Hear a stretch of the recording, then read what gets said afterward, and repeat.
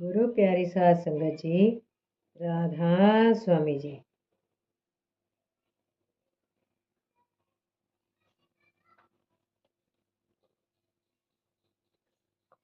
नामदान की जिम्मेदारी संभालने के बाद हजूर जी को जब भी छुट्टी मिलती तो डेरे आकर रहते।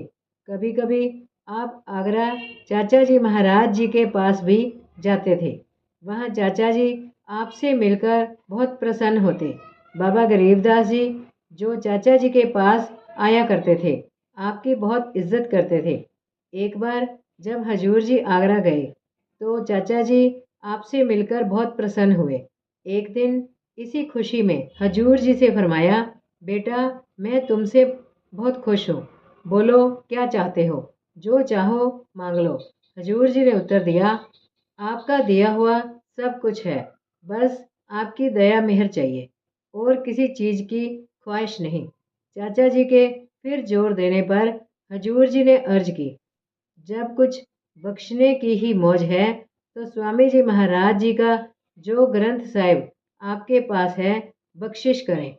चाचा जी ने श्री गुरु ग्रंथ साहिब निकलवाया और आंखों में आंसू लिए ये कहा, स्वामी जी को तो पहले ही तुम ले गए हो, अब उनकी ये निशानी जो हमारे पास थी वह भी तुम ले चले। फिर उन्होंने हजूर जी को हृदय से लगाया और बड़े प्रेम के साथ फरमाया, जाओ स्वामी जी की तुम पर हर वक्त दया मेहर रहेगी। धीरे धीरे डेरे का कार्य बढ़ने लगा।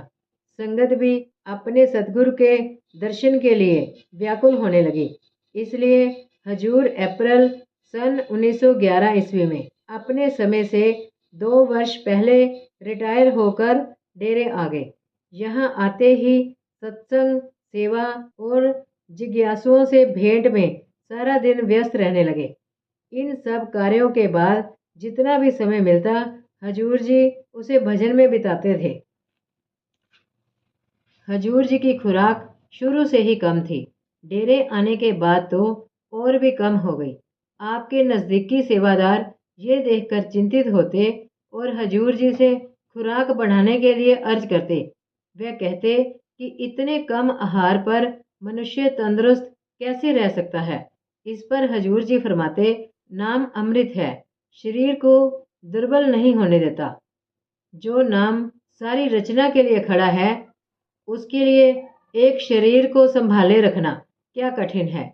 एक दिन भाई बंदा सिंह ने पूछा, क्या हजूर जी को भूख नहीं लगती?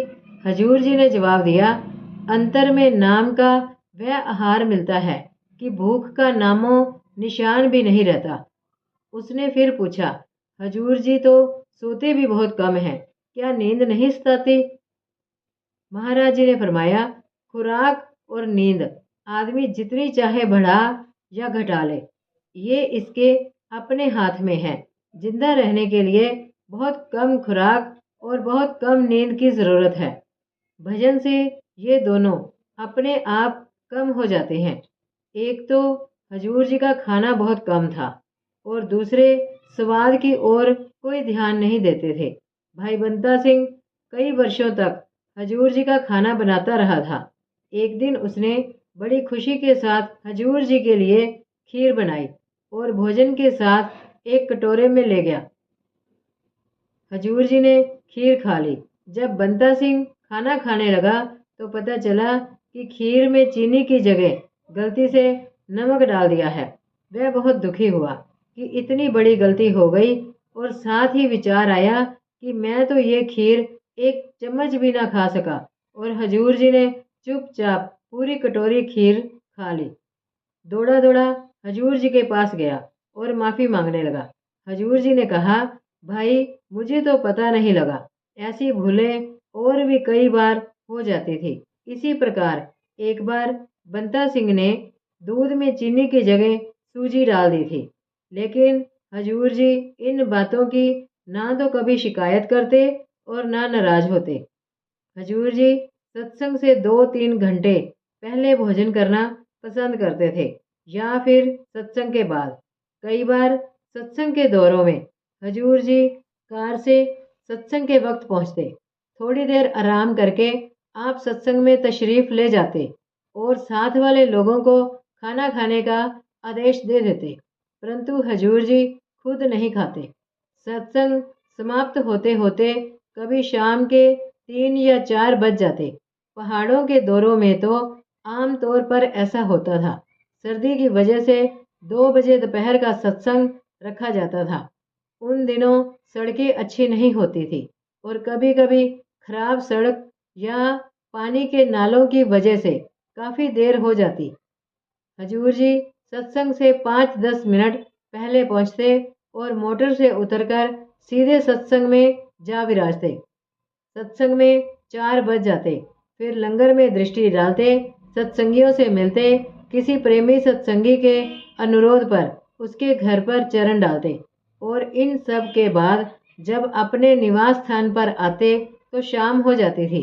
सुबह 1 गिलास दूध पीकर निकलते थे और फिर शाम को 6-7 बजे खाना खाते। ये सब कार्य बड़ी खुशी और प्रेम के साथ करते और ये जाहिर ना करते कि आपने खाना नहीं खाया है या आराम की ज़रूरत है।